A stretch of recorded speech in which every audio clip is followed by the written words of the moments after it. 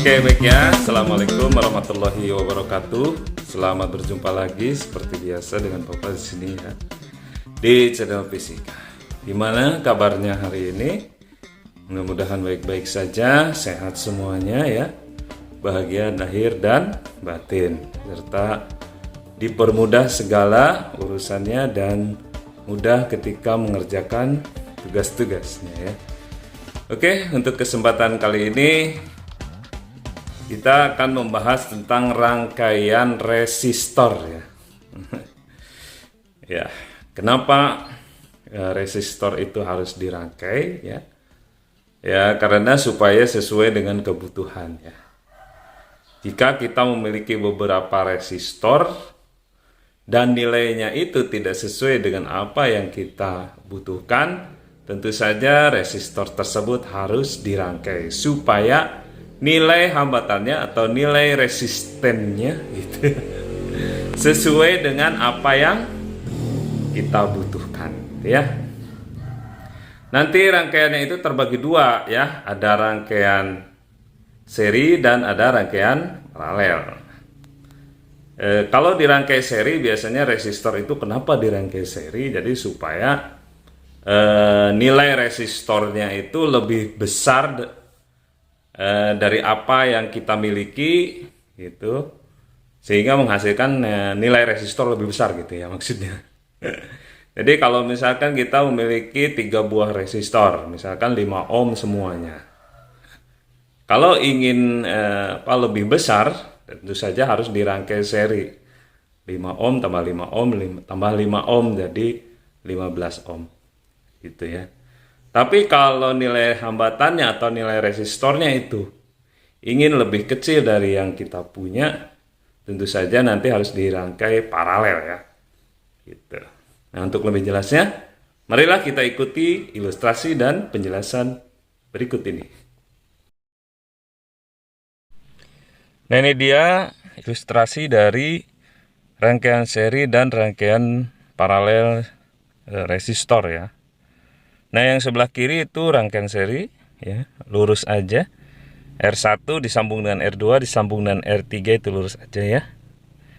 Sementara untuk yang sebelah kanan itu ya vertikal gitu ya, seperti bercabang gitu ya.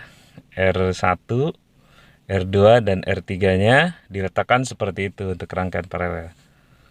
Coba konsentrasi, perhatikan, lihat perbedaan cara merangkai seri yang sebelah kiri dengan cara merangkai paralel yang sebelah kanan.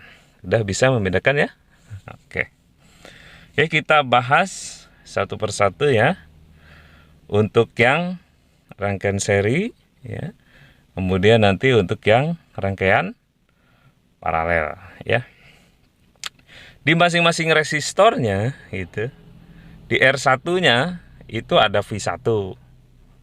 Kemudian ada I1 juga sebetulnya di sana. Di R2 ada V2. Di R3 ada V3. Oke, untuk lebih detail, untuk lebih jelasnya, kita ilustrasikan atau kita uraikan atau kita jelaskan tentang rangkaian seri dulu ya. Oke. Nah, sini ada 1, 2, 3, 4 poin ya, A, B, C, D. Nah, poin A itu menjelaskan arusnya. Jadi di R1 dan di R2 dan di R3 itu ada arus 1 di R1, ada arus 2 di R2 dan ada arus 3 di R3 gitu. Lihat poin yang A, keterangannya. Karena ketiga resistor itu memiliki jalur yang sama gitu ya, maka arus listrik pada masing-masing resistornya itu sama. Jadi arus pada R1 itu sama dengan arus pada R2 sama dengan arus pada R3. Sehingga I arus di seluruh rangkaian itu sama dengan arus yang ada pada R1, sama dengan arus yang ada pada R2 dan sama dengan arus yang ada pada R3. Makanya di sini ditulis I1 sama dengan I2 sama dengan I3 sama dengan I gitu ya. Nah gitu, itu untuk menghitung arusnya nanti. Kemudian yang poin B ini untuk menghitung beda potensialnya gitu. Jadi beda potensial itu di R1 ada V1 gitu ya. Di R2 ada V2, di R3 ada V3, nah gitu. Sehingga rangkaian seri biasa disebut sebagai rangkaian pembagi tegangan ya. Itu. Karena ujung-ujung resistor memiliki beda potensial yang membagi tegangan menjadi masing-masing bernilai V1, bernilai V2, bernilai V3. Berbeda dengan arus tadi. Kalau arus di R1 itu sama dengan arus di R2, sama dengan arus di R3. Tapi kalau beda potensial untuk rangkaian seri, itu gabungan dari beda potensial yang ada di R1, ya, beda potensial yang ada di R2, dan beda potensial yang ada di R3. Maka beda potensial seluruh rangkaian untuk yang rangkaian seri resistor ini itu dijumlahkan semuanya. Jadi berapa beda potensial rangkaian seri ini? Nah, gitu. Jadi nanti tinggal dijumlahkan beda potensial yang ada pada R1, V1, dijumlahkan dengan beda potensial yang ada pada R2, V2 gitu ya. Dijumlahkan lagi dengan beda potensial yang ada pada R3 yaitu V3. Sehingga beda potensial seluruh rangkaiannya itu adalah sama dengan V1 plus V2 plus V3. Nah, itu untuk nilai beda potensialnya. Kemudian untuk nilai resistornya, untuk nilai resistor atau nilai hambatan seluruh rangkaian, yaitu tinggal dijumlahkan saja kalau seri ya. Nilai hambatan pengganti resistor seri adalah RS sama dengan R1 tambah R2 tambah R3. Tadi di awal sudah dikatakan sudah dijelaskan ya sedikit. Kalau seri itu tinggal dijumlahkan aja semuanya gitu. Berapakah nilai hambatan rangkaian ini? Ya jumlahkan aja hambatan di R1, di R2 dan di R3. Jumlahkan semua. Jadi RS itu rangkaian resistor seri sama dengan R1 plus R2 plus R3. Itu poin yang D. Oke ya. Itu untuk pemaparan atau penjelasan pada rangkaian resistor yang disusun seri. Kita ke rangkaian resistor yang disusun paralel. Nah ini yang disusun paralel ya, sudah bisa membedakan ya mana yang rangkaian seri dan mana yang rangkaian paralel, gambar rangkaiannya ya. Kita bahas satu persatu mengenai apa saja yang ada di dalam masing-masing resistornya gitu. Di R1 itu kan ada I1 arus ke 1. Di R2 juga ada arus kedua, di R3 ada arus ketiga. Begitu juga dengan beda potensial ya. Di R1 ada beda potensial 1, V1.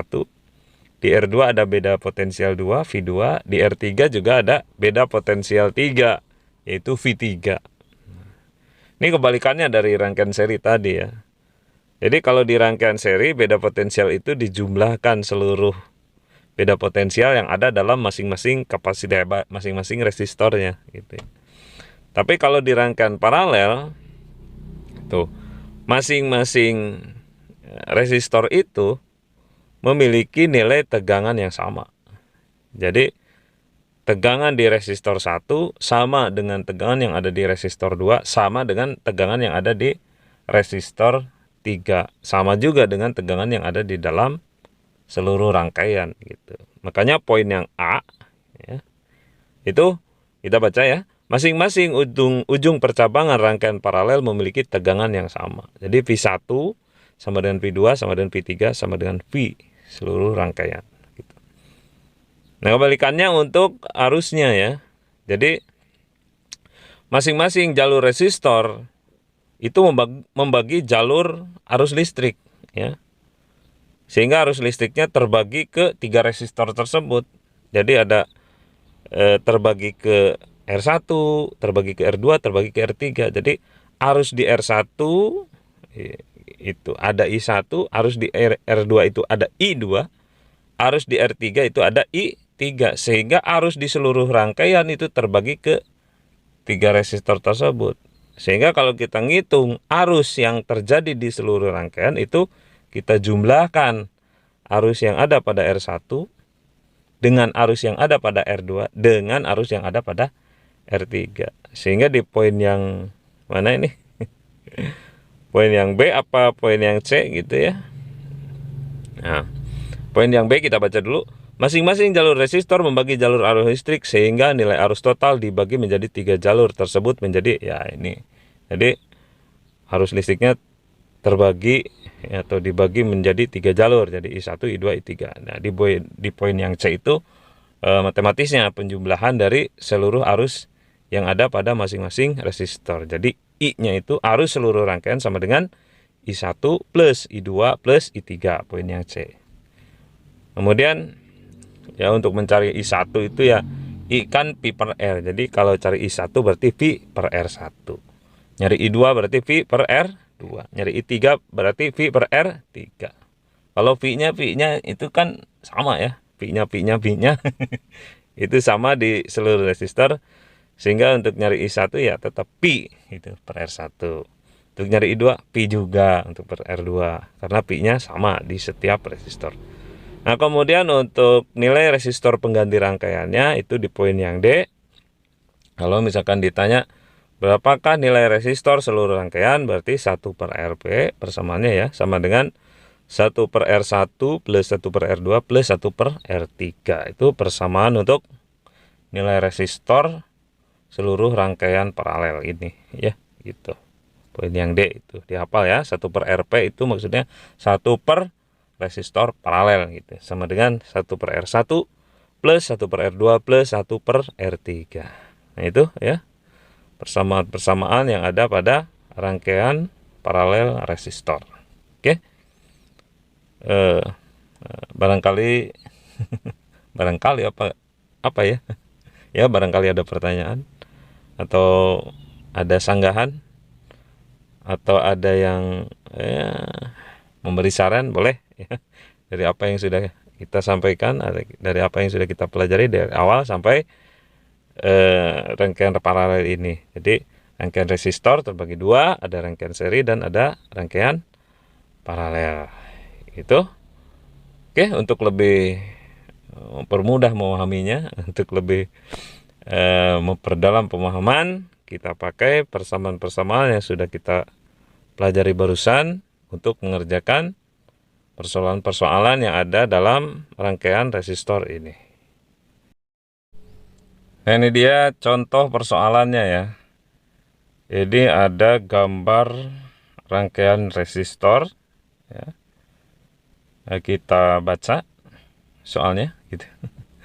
Tentukan nilai hambatan pengganti antara titik A dan C itu ya dari rangkaian resistor pada gambar di bawah ini ya. Nah, kalau kita lihat rangkaiannya ini adalah gabungan dari rangkaian seri dan rangkaian paralel. Nah, ya. Yang 8 ohm itu dengan yang 4 ohm itu seri ya. Yang 6 ohm dan 3 ohm itu paralel. Kemudian digabungkan gitu ya. Nah, bagaimana cara mengerjakan soal rangkaian seperti ini? Ya, kita sederhanakan satu persatu ya. Jadi yang 8 ohm dan 4 ohm itu selesaikan dulu ya. Jadi kalau 8 ohm dan 4 ohm itu kan seri ya rangkaiannya. Sehingga 8 ohm dan 4 ohm itu hasilnya adalah 12 ohm ya. Nah, kita lihat cara menyederhanakannya di gambar yang kanan. Nah, lihat. Nah, rangkaiannya kan 8 ohm dan 4 ohm itu seri. Jadi 8 dan 4 itu dijumlahkan menjadi 12 ohm tuh. Jadi sederhana di gambar yang kedua yang bawah. Itu. Jadi dari mana 12 ohm?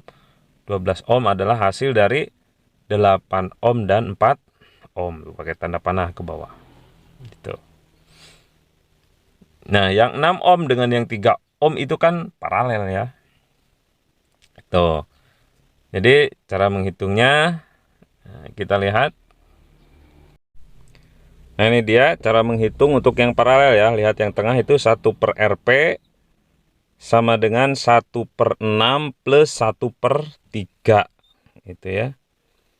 Jadi tinggal kita samakan pembilangnya apa penyebutnya yang bawah ya. Kita samakan penyebutnya ya. Penyebutnya kan 6 dan 3 dijadikan 6 semua. Jadi 1/6 plus 1/3 itu menjadi per 6 semua ya. Jadi 6 dibagi 6 itu 1 ya. Kemudian 6 dibagi 3 itu 2. Jadi 1/RP sama dengan 1+2/6 ya. Itu. 1+2 dari mana? Ya, barusan kan sudah dihitung ya. Jadi 1+2 itu dari ya, 6 bagi 6 ya penyebutnya itu kan 1. Kemudian plus 6 bagi 3 itu kan 2. Jadi 1+2/6. Jadi 3/6 ya. Jadi 1/RP-nya sama dengan 3/6. Sehingga RP-nya adalah 6/3. Hasilnya 2 ohm gitu. Nah, ini adalah cara penghitungan untuk yang paralel. Jadi yang paralel 6 ohm dengan 3 ohm di rangkaian paralel ya, itu hasilnya adalah 2 ohm. Nah, jadi rangkaian yang atas itu menjadi sederhana, menjadi seri, yang sebelah kiri 12 ohm ya, hasil dari 8 ohm dan 4 ohm, yang sebelah kanan 2 ohm, hasil dari 6 ohm dan 3 ohm. Sehingga menjadi sederhana, menjadi seri 12 ohm dan 2 ohm. Kalau seri, ya tinggal dijumlahkan sehingga hasilnya adalah 14 ohm gitu. Ya sudah gitu ya. Jadi karena yang ditanyakan itu nilai hambatan dari titik A ke titik C, ya sudah tinggal dijumlahkan antara 12 dengan 2 ohm ya. Jadi hasilnya 14 ohm. Oke, itu untuk contoh soal kali ini. Dan untuk soal lainnya nanti Bapak kasih linknya ya. Di sana ada beberapa soal juga dengan pembahasannya. Dan nanti akan Bapak kasih satu persoalan saja ya. Mudah-mudahan kalian mudah mengerjakannya ya. Dan yang terpenting adalah mudah memahami konsepnya. Amin ya robbal alamin. Wabillahi taufik wal hidayah. Wassalamualaikum warahmatullahi wabarakatuh.